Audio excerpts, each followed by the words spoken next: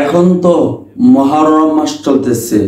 মহরম মাসে 10 তারিখে নামদারি সুন্নি এবং শিয়া যে কাজগুলা করে, এই কাজগুলা নিয়ে সেরা তাহেরি সাহেব এগুলা কি বলতেছে, ভিডিওটা দেখুন আমার স্ক্রিনে, তারপর কথা বলতেছি, ভিডিওটা দেখুন।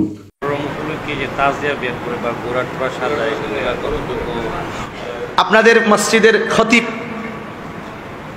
আমার অত্যন্ত আদরের ভালোবাসার প্রিয়তম ব্যক্তিত্ব, তিনি প্রশ্ন করেছেন এই যে মহরমের 10 তারিখে ঘোড়া বানিয়ে এবং বিভিন্ন ধরনের প্রতিমা বানিয়ে যেইভাবে সাজিয়ে তাওয়াফ করা হয়, ঘোড়া হয়, মিছিল দেওয়া হয়, এগুলো জায়েজ আছে কিনা?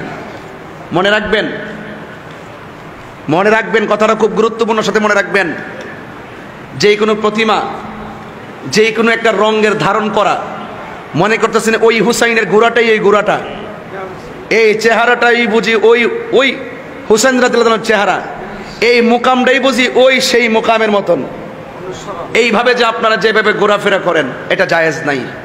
এটা কি নাই? জায়েজ নাই। এখানে আরেকটা কথা অ্যাড করে দিই, যারা 10ই মহরম হাতের মধ্যে ছুরি নিয়ে, হাতের মধ্যে তলোয়ার নিয়ে ইয়া হুসাইন করে পিঠের মধ্যে যে আঘাত করে রক্তাক্ত করে, এটাও জায়েজ নাই। এটাও কি নাই? জায়েজ নাই। এটা শিয়াদের চরিত্র। কথা বলেন ঠিক না বেঠে? আমি কি বোঝাতে পেরেছি? আমি কি বোঝাতে পেরেছি? তাহলে আমরা এখন প্রশ্ন যে হুজুর, উনি এই কষ্ট কইরা, এত কষ্ট কইরা শহীদ হইছে, কত রক্ত জড়াইছে, এই জন্য হুসাইনের বিরহে আমরাও শরীর দিকে রক্ত জড়াইয়া প্রেম নিবেদন করি। তাহলে আপনার কাছে আমার প্রশ্ন, ইমাম হাসানকে তো বিষ পান করে শহীদ করছে, কত কষ্ট পেয়েছেন তিনি, তো আপনি উনার বিরহ বেদনায় বিষ খান না কেন? এটা হিসাবটা মিলেনিও, হিসাবটা মিলেনি। যে কোনো আঙ্গুলে ইচ্ছা করে, অল বডির ভিতরে যে কোনো অঙ্গে ইচ্ছা করে কর্তন করা হারাম।